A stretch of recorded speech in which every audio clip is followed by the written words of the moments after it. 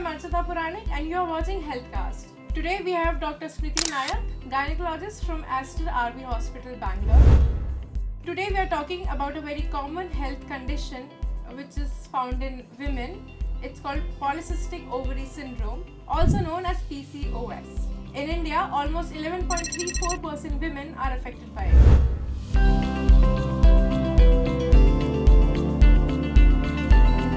Hello doctor, welcome to the Healthcast. Hi Archita, thank you so much for having me here. So what is PCOS? Correct. So PCOS stands for polycystic ovarian syndrome, right? So you've also probably heard of PCOD. These two terms are used interchangeably. So to understand what is PCOS, the S is important, so it stands for a syndrome. So it is multiple symptoms in one category, okay? Poly is multiple, cyst is fluid-filled follicles, and it is seen in the ovary. Syndrome is because of the metabolic issues that the patient comes up with, because of the hormonal imbalance that these cysts in the ovary come up with. Okay. So as you mentioned, PCOD is also common. It's a very common term and it has always come along with PCOS. So what's the difference between these two? Yeah. So it's a very good question because a lot of people get confused, and to be honest, PCOD is where D stands for disease, and in this condition only the ovaries are seen to have cysts, which is usually detected in an ultrasound scan.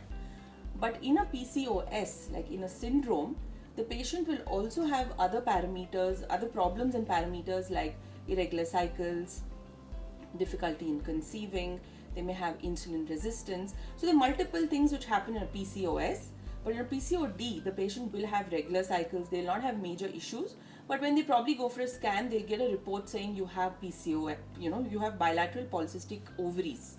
So then that is alarming for them. But they need to understand that just because they have a scan which shows polycystic ovaries does not mean they have polycystic ovarian syndrome. PCOS is an umbrella term. Correct. It comprises of lot of multiple symptoms. PCOD is where only the ovary has multiple cysts. It may not necessarily lead to issues with the patient, like they don't really work out, have an unhealthy diet and such things. Another basic question is, how do I know that I have PCOD? Like, what are the symptoms I can look for?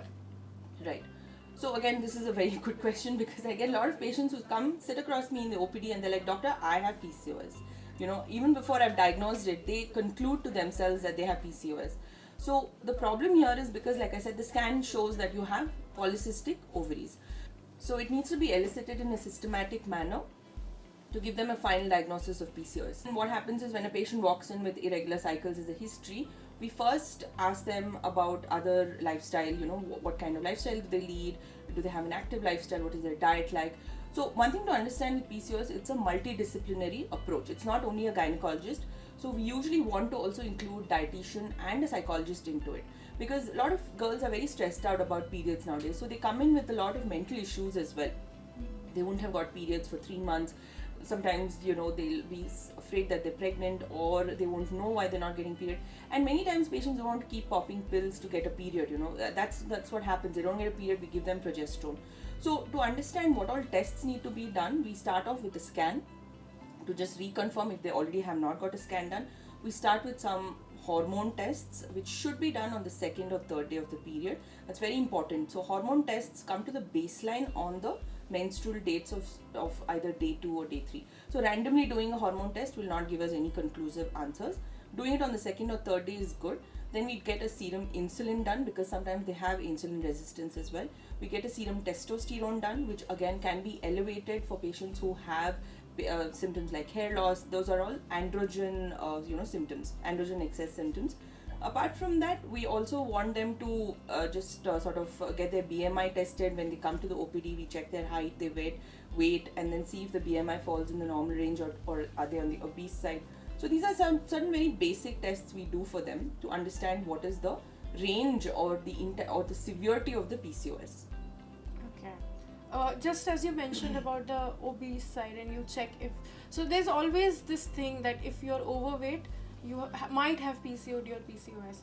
So what's the relation between these two? Yeah, so they are kind of interlinked, being overweight and PCOS. Because in PCOS, there is a lot of insulin resistance. That's where the metabolic part comes into the picture. So what is insulin resistance? Insulin, we all know, is a hormone which helps to reduce the glucose levels. So when insulin resistance is there, that means your body is producing good amount of insulin, but your body is not able to utilize it. So a lot of insulin circulating in your body, but it's not being utilized. So that leads to more hormonal imbalance and increases your lipids. It can also lead to issues like irregular cycles. So basically these two are interlinked. So when your hormones undergo an imbalance because of insulin resistance, you're not able to lose weight. And you put on weight more easily. Even if you eat just that much, you're going to put on weight. And you're very difficult to lose weight. That is why lifestyle modifications is very important when it comes to trying to get your health back. You have to have a good diet, exercise, include a mental therapist to make sure your stress has come down. You have to have good sleep, good amount of water. All of this in the long run helps for you to reverse the PCOS. What are the steps one can take to protect oneself from PCOS or PCOD? Yeah, so I feel post-COVID, we've all gotten into this work from home culture where we are not really getting out there, getting enough sunshine, getting to meet people, or rather just, getting back to our social life. We've gotten very comfortable with just the touch of a button in your smartphone. Everything gets delivered home. We hardly even go out, for grocery shopping, anything for that matter, right? So I think that needs to be reversed because that is where it's all stemming from, trying to be very, hyper technical and be like everything gets done on my phone, I don't need to go out. So there in comes in the part where you need to get active. So going to hit the gym, doing strength training, interval, cardio training, or even a mixture of exercise like yoga. You can also get into just a game like a badminton or dance classes. Anything, any sort of physical activity will help, number one. Second is the diet. So again, with diet, you have to include complex carbohydrates in your diet. You have to include a lot of protein, include certain supplements which contain myo-inositol and omega-3, which we actually give to our patients with PCOS, which help to reduce the insulin resistance. Again, if you have high lipids, a lot of pharmacological interventions also come into the picture, but having, so first was the exercise and then the diet. And third is to get in touch with a mental therapist or a mental health specialist who will also deal with reducing your stress, right?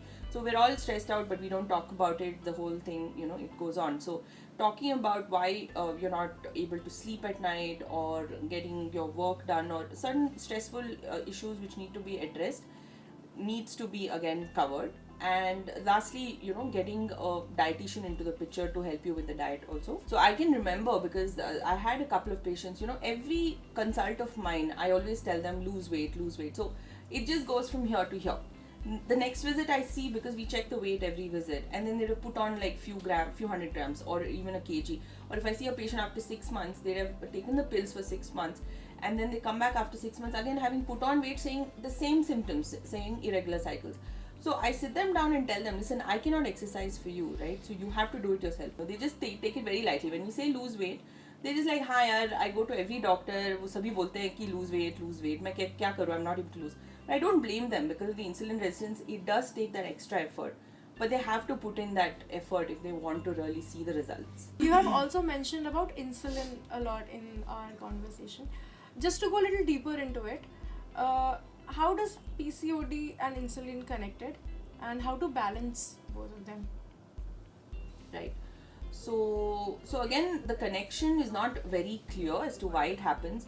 Both are hormonal imbalances which happens, and mainly the insulin resistance is seen in patients of PCOS.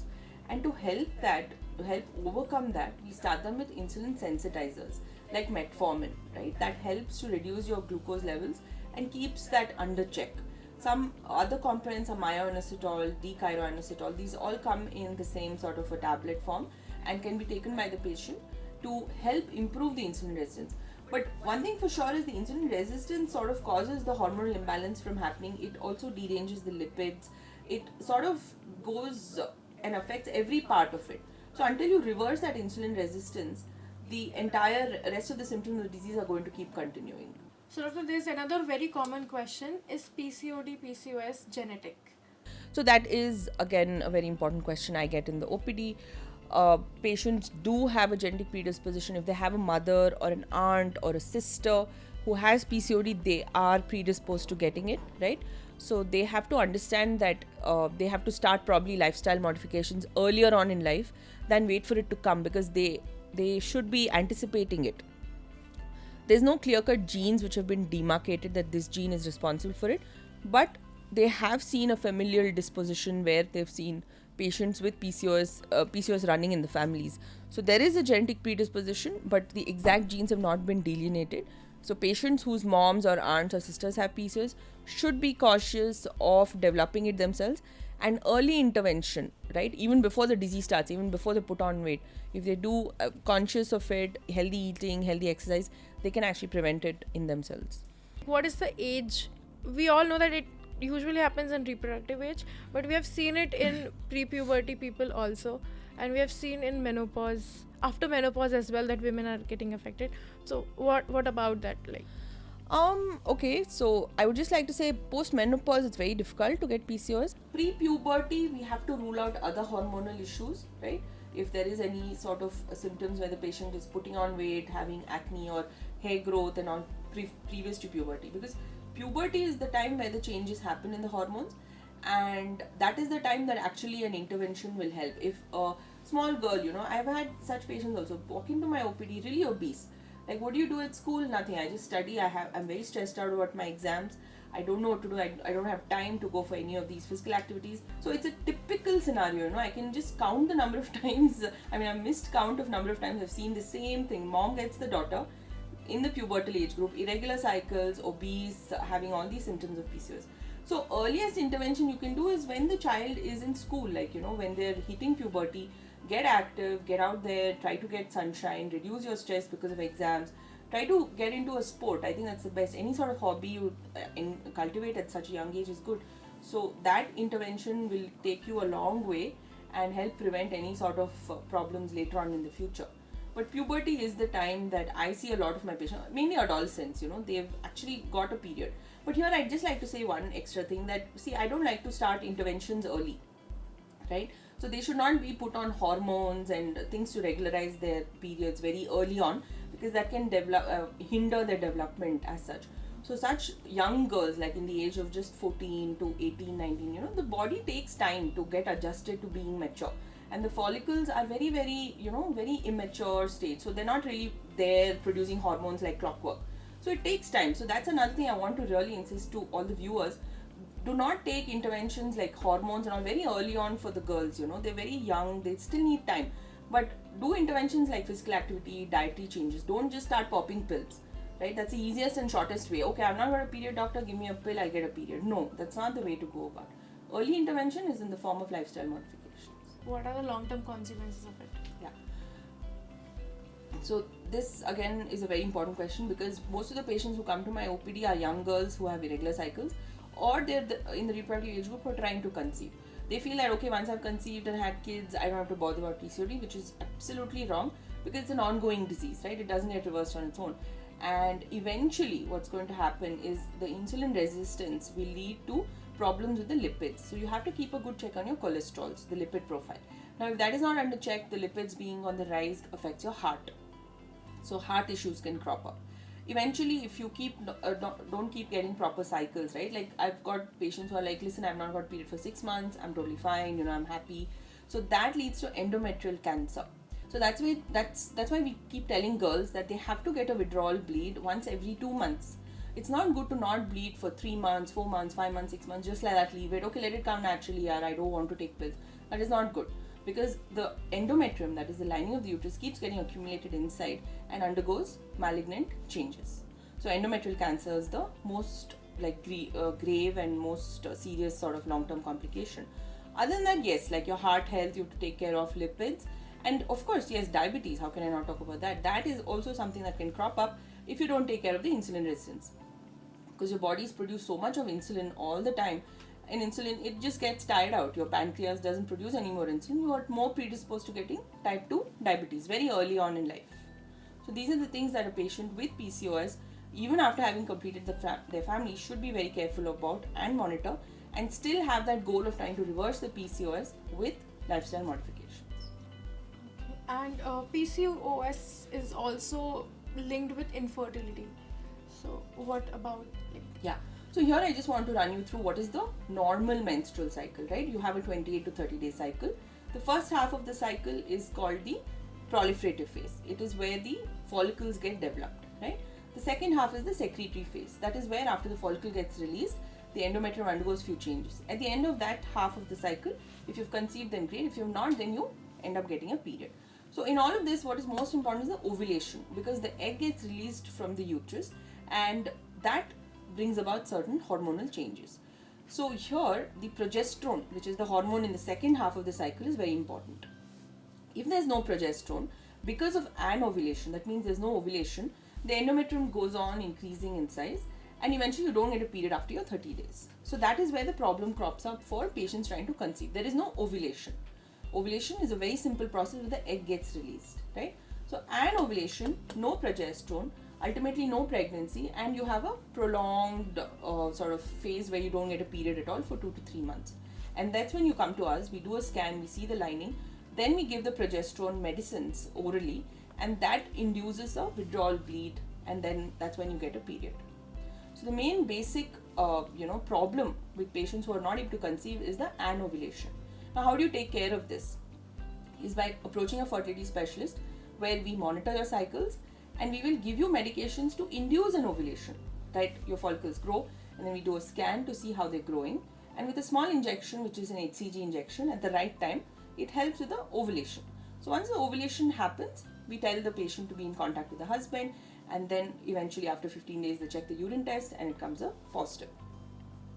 So that is the intervention that they require. You can seek professional help if you're totally clueless and you really don't know which way to head. Too much of Googling is also going to confuse you. There's opinions from all over the place and it'll lead to all sorts of unnecessary inputs. So seek professional help if you really think that, okay, I need to understand. A good dietitian will give you a proper diet chart. They tell you what to eat, when to eat, how much to eat, because again, portion size is very important. Because if you're eating intermittent fasting is really very popular right now. So again, there you need to understand what's good for your body, how much of food to take at what time.